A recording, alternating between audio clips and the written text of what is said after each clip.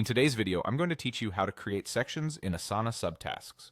By the end, you'll know exactly how to organize a task's subtasks into clear, labeled sections so your work is easier to scan and manage.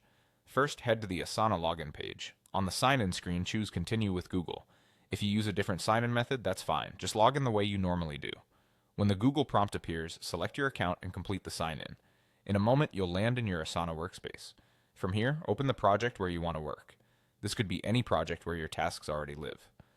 Once you're in the project, pick the specific task you want to organize. Clicking a task opens the details panel on the right side of the screen. This panel is where you'll see the task description, assignees, due dates, and most importantly, the subtasks section. Make sure your cursor is active in the subtasks area. Now for the key move, press the Tab key and the N key together.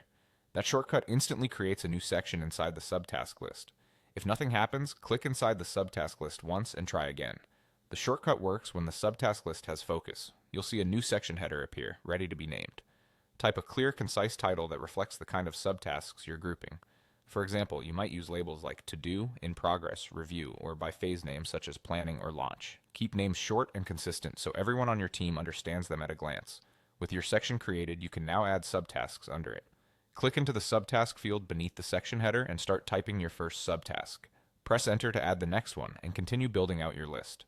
If you already have subtasks, you can drag them so they sit under the new section header, keeping related work neatly grouped. As you add items, remember that sections are just headers.